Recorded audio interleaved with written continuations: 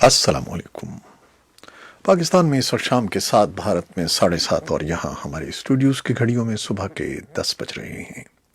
Voice of America Washington کی Urdu service سے ہماری باقاعدہ نشریات کا آغاز ہوتا ہے۔ پہلے گھنٹے کے لیے میں ہوں آپ کا میزبان خالد حمید۔ جیسا کہ آپ دیکھ رہے ہیں فیس بک لائیو پر ہم آپ کے سامنے ہیں، اور ویب سائٹ اور ریڈیو پر ہمارا یہ 1 گھنٹے کا نیوز شو جاری رہے گا۔ تو آغاز کرتے ہیں پہلے آج کی اہم خبروں کی سرخیوں سے۔ امریکہ کے وزیر خارجہ مائک پومپیو نے اتوار کے روز کہا ہے کہ طالبان سے بات چیت دوبارہ شروع ہونے کے امکان کو رد نہیں کیا جا سکتا، لیکن یہ اسی صورت میں ہے کہ طالبان کوئی اہم وعدہ کریں۔ اور افغان طالبان نے دھمکی دی ہے کہ امریکہ کے صدر ڈونلڈ ٹرمپ کے امن مذاکرات کی منسوخی سے متعلق فیصلے سے مزید امریکی مارے جائیں گے۔ اور صدر اشرف غنی نے کہا ہے کہ افغان حکومت امن مذاکرات کے لیے تیار ہے، لیکن یہ جنگ بندی کے بغیر ممکن نہیں ہے۔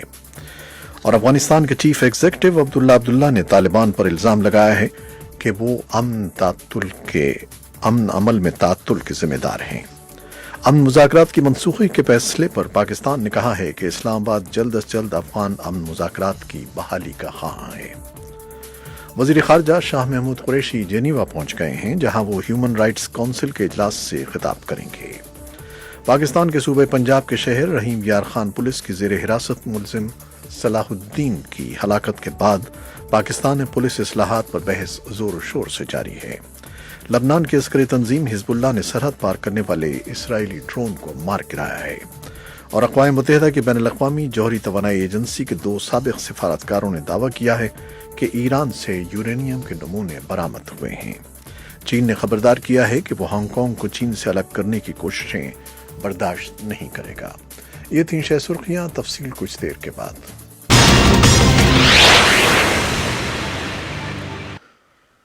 امریکہ کے وزیر خارجہ مائک پومپیو نے اتوار کو کہا ہے کہ طالبان سے بات چیت دوبارہ شروع ہونے کے امکان کو رد نہیں کیا جا سکتا، لیکن یہ اسی صورت میں ممکن ہے جب طالبان کوئی اہم وعدہ کریں۔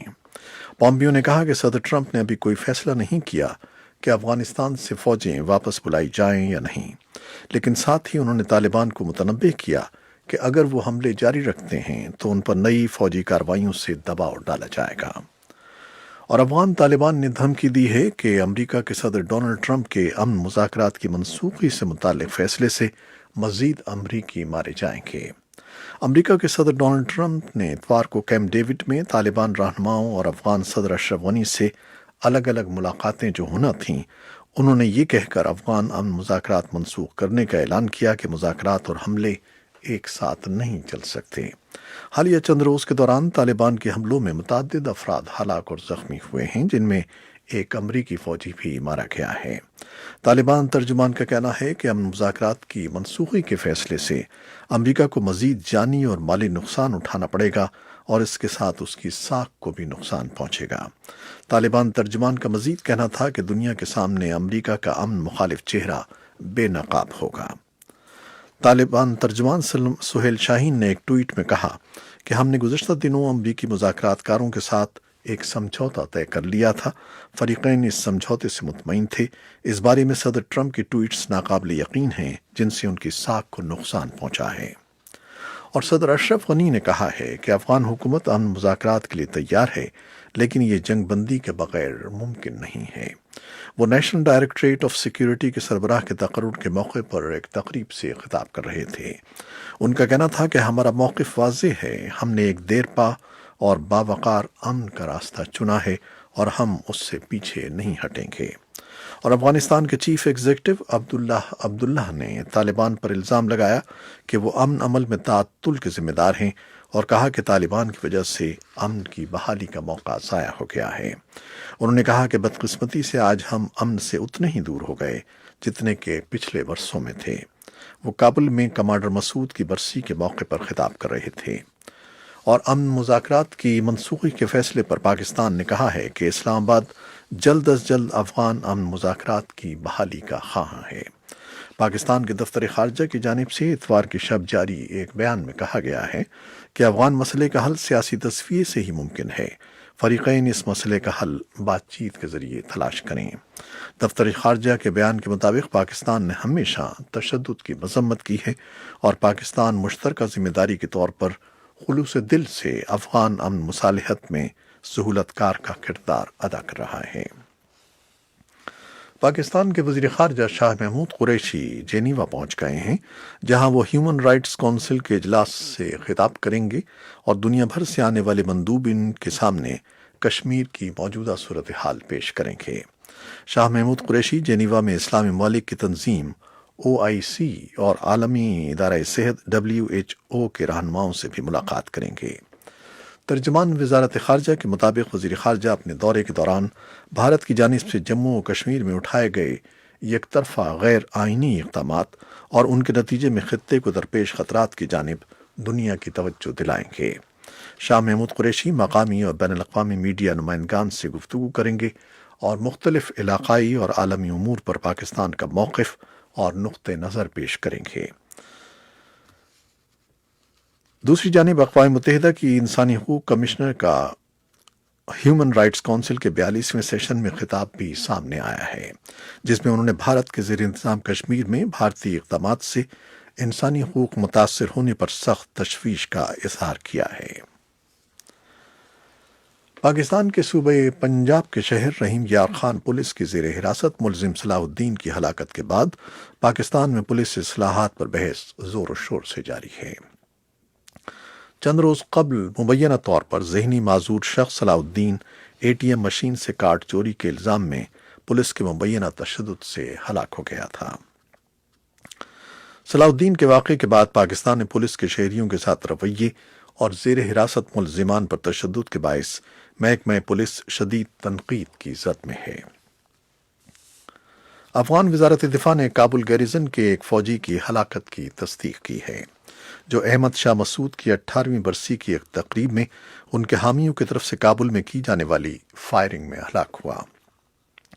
پچھلے کئی برسوں کی طرح آج بھی احمد شاہ مسعود کے سینکڑوں حامیوں نے کابل کی سڑکوں پر مارچ کیا، ان میں سے بہت سو نے فائرنگ بھی کی۔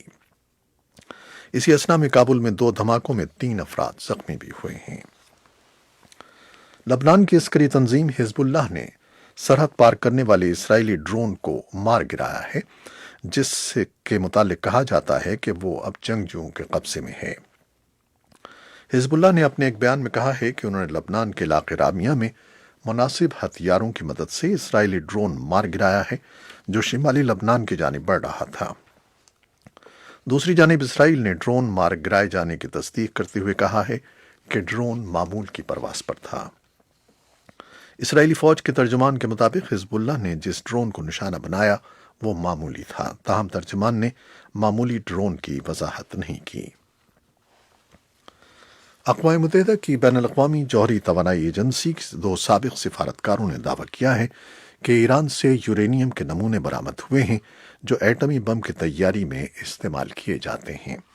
خبر رساں ادارے رائٹرز کے مطابق بین الاقوامی جوہری توانائی ایجنسی ان نمونوں کی حقیقت جاننے کے لیے تحقیقات کر رہی ہے اور ایران سے بھی اس حوالے سے وضاحت طلب کی ہے۔ جوہری ایجنسی کے سفارتکاروں کے مطابق مذکورہ نمونے یورینیم کے تھے، جو ایٹمی بم کی تیاری کے لیے درکار 2 عناصر میں سے ایک ہے۔ چین نے خبردار کیا ہے کہ وہ ہانگ کانگ کو چین سے الگ کرنے کی کوششیں برداشت نہیں کرے گا۔ چین اور ہانگ کانگ ایک دوسرے کے لیے لازم و ملزوم ہیں۔ خبر رساں ادارے رائٹرز نے چین کے سرکاری اخبار میں چینی حکام کے شائع ہونے والے بیان کا حوالہ دیا، جس میں اتوار کے روز ہانگ کانگ میں امریکی قونصل خانے کے سامنے ہونے والے احتجاج پر سخت رد عمل ظاہر کیا گیا۔